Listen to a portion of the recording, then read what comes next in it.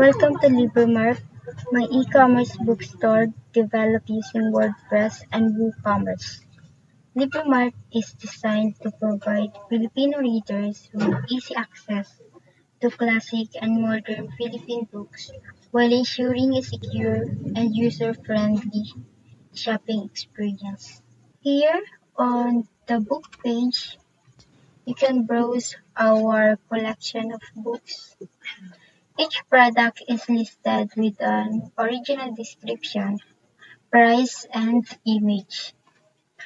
For this site, I added at least 8 products such as Babaylan, Dekada 70, Banag at Sikat, Mga Ibong Mandaragit, Shurante at Laura, El Filibusterismo, Noli Mitangere, and Ibong Atarna.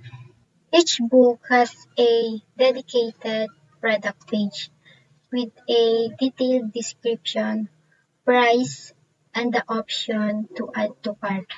For example, here is Ibong Adarna, a classic Filipino epic. Here is the tags, the category, title, price, and the option to add to cart, and also the description and reviews. LibreMart is configured with WooCommerce, and for payments, cash on delivery is enabled as required. I'll demonstrate a sample checkout. Go to cart, then proceed to checkout. Just fill in the required details like email address, name, and the addresses.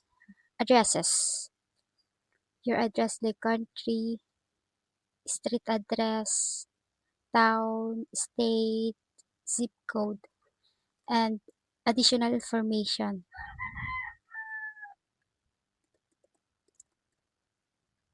Once done, click Place Order. And then the order confirmation page will show. And also, in the admin email, the admin will receive saying, you receive a new order from Charmy Maming. And also, the buyer will also receive an email saying, thank you for your order as a confirmation. Next is the About page. The About page explains LibreMart's mission to promote Filipino literature and provides readers with accessible books online. The Contact page uses WebE forms, allowing users to send messages directly to the store. Just fill in the required details, such as name,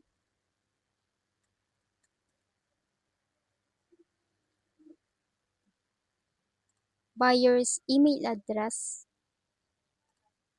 subject, and your message. Just click Send Message once done.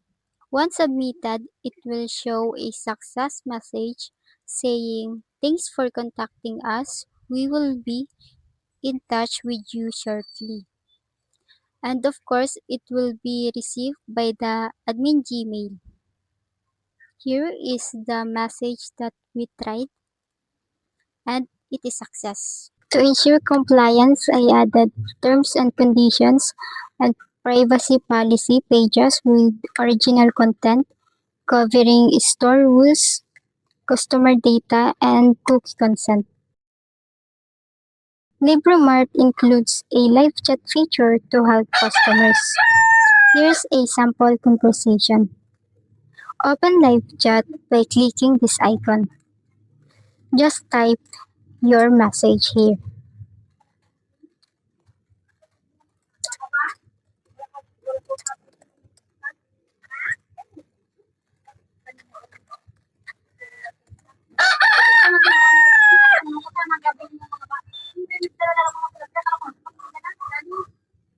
The admin can view the message of the user in Talk to site because Talk to plugin is what I use for live chat.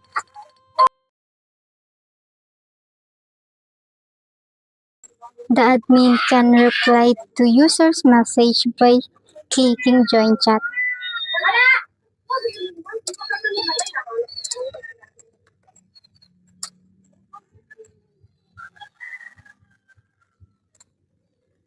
You can see that it is well received by the user.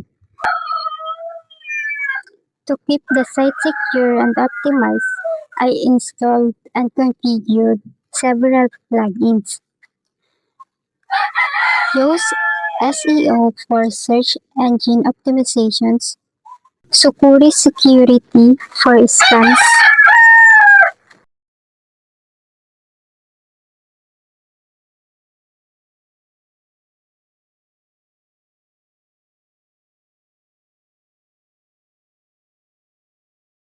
two-FA two-factor authentication for admin login protection,